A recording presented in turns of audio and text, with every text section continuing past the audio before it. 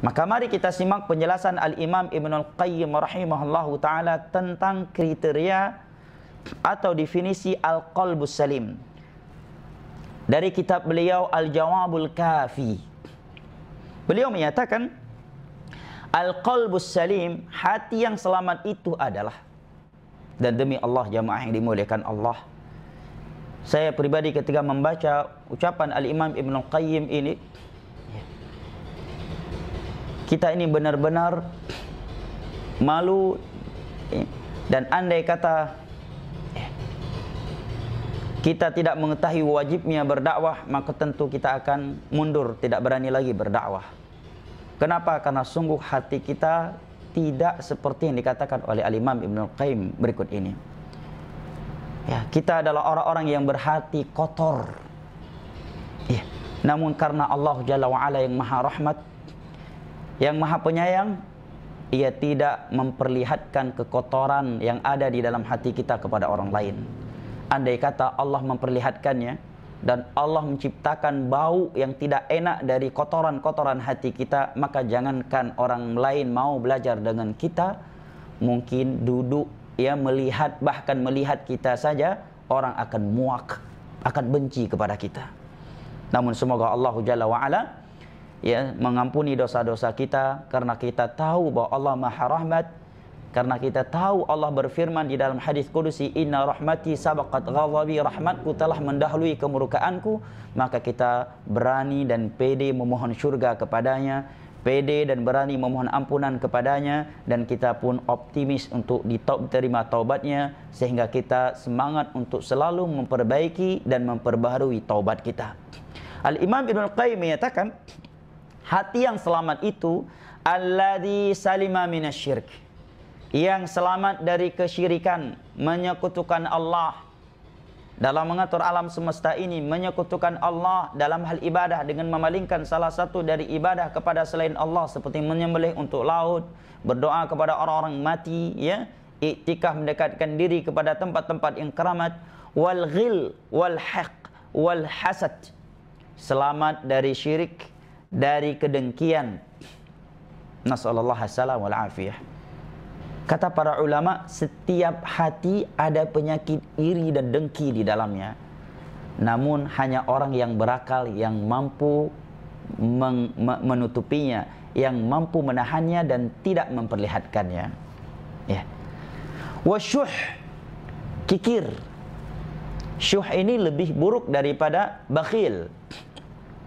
Syuh adalah sifat ambisi yang amat kuat untuk meraih dunia tanpa memperhatikan bagaimana cara ia memperolehnya, dan enggan membelanjakannya di jalan Allah Jalla wa'ala. Oleh karenanya dalam Al-Quran Allah katakan, wa may yuqa syuhha an nafsihi fa ulaika humul muflihun. Barang siapa yang telah diselamatkan dari penyakit syuh, maka sungguh ia pasti akan bahagia di dunia dan akhirat. Dan Nabi bersabda, iya wa iyyakum wa syuh fa inna syuhha qad ahlaka man kana qablakum. Jauhilah oleh kalian penyakit syuh, karena syuh telah membinasakan umat-umat sebelum kalian. Nabi juga bersabda, salasun muhlikat, ada 3 hal yang dapat membinasakan seseorang, akan menghancurkan kehidupan dunia dan akhirat seseorang. Hawan muttaba', syuhun muta', wa hawan muttaba' wa i'jabul mar'i bi nafsih. Adalah penyakit syuh yang ada di dalam hatinya, hawa nafsu yang selalu ia turuti, dan sifat ujub terhadap dirinya. Wal kibr, selamat dari kesombongan. Apa itu sombong? Nabi SAW telah mendefinisikan sombong dengan definisi terbaik, terlengkap, dan paling mencakup. Di dalam hadis yang diriwayatkan oleh Al-Imam Muslim, Nabi ketika ditanya oleh seorang sahabatnya, wahai Rasulullah, apakah termasuk sombong orang yang ingin punya baju bagus, sendalnya bagus, ya dia punya uang untuk beli yang sendal yang brand, ya, pakaian yang brand, ya, yang mahal, ya, yang bagus, yang rapi. Apakah ini termasuk sombong? Yang membuat sahabat ini bertanya demikian kepada Nabi, karena sebelumnya Nabi bersabda, la yadkhulul jannata man kana fi qalbihi mithqalu dzarrah min kibr. tidak akan masuk syurga orang yang di dalam hatinya ada sifat sombong walaupun hanya sebesar dzurrah. Dzurrah ini adalah perumpamaan sesuatu yang sangat kecil dalam bahasa Arab. Mungkin dalam bahasa fisika atau kimia atom. Demikian, ya teman-teman. Atom, sesuatu yang sangat kecil, ya kan? Maka Nabi pun menjawab, Innallaha jamil yuhibbu kulla jamal. Allah itu maha indah, mencintai segala keindahan. Kemudian Nabi menyatakan, Al-kibru batalul haq wa ghamtun nas. Sombong adalah menolak kebenaran. Jadi kalau ada orang bicaranya lembut, Masya Allah sosialnya luar biasa, ramah, humoris, ya bergaul, sosial, tetapi menolak kebenaran yang datang dari Al-Quranul Karim dan hadis-hadis Nabi SAW terkait tauhid, ya terkait sunnah, terkait halal dan haram, dia menolaknya. Hakikatnya dia adalah orang yang sombong. Walaupun sejuta manusia menyatakan dia orang yang paling mulia akhlaknya. Wa ghamtun nas, dan merendahkan manusia.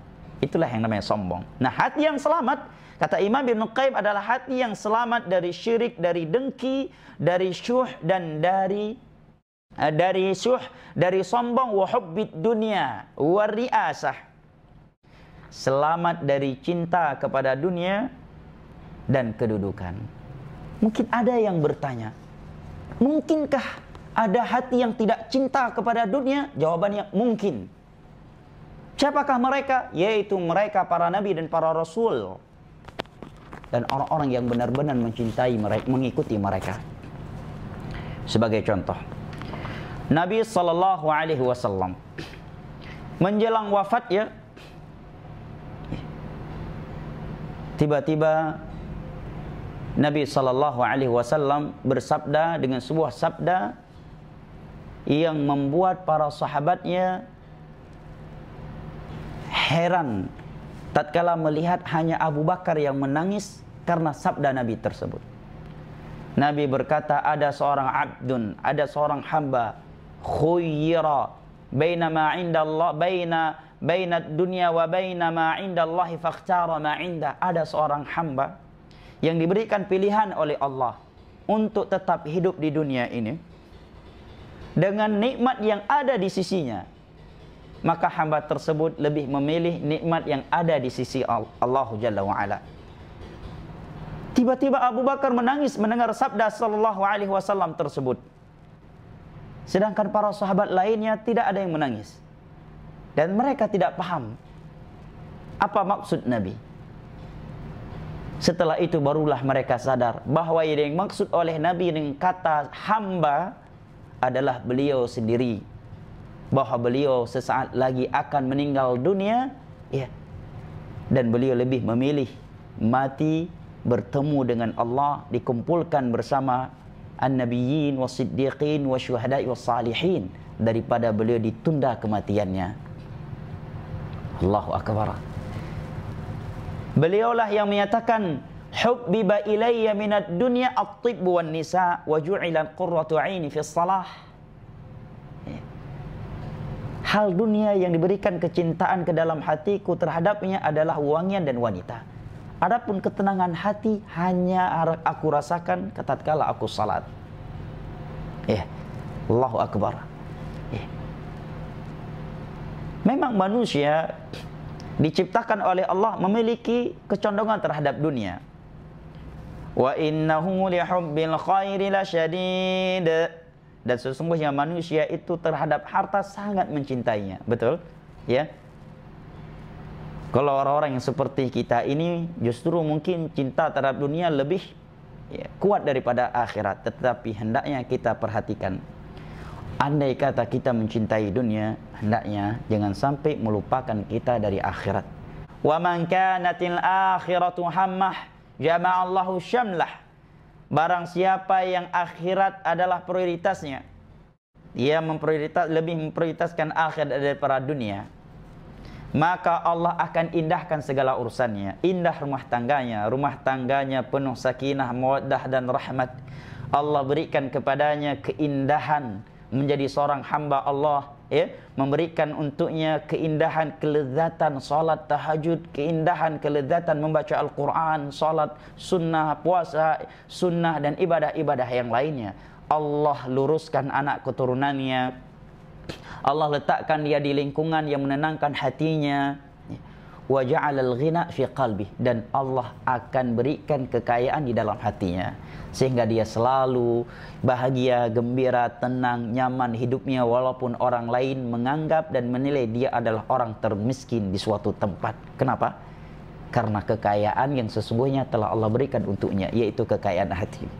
Di dalam hadis yang lain yang diriwayatkan oleh Al-Imam Al-Bukhari dari Abu Hurairah radhiyallahu anhu, Rasulullah sallallahu alaihi wasallam bersabda, "Laisal ghina an kathratil 'arad, walakinnal ghina ghinan nafs."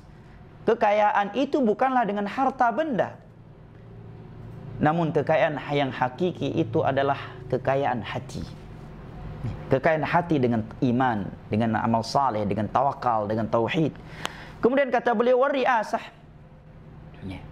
Wala wa ta'tihi dunya wa hiya raghimah, dan dunia akan mengejarnya walaupun dunia itu benci kepadanya.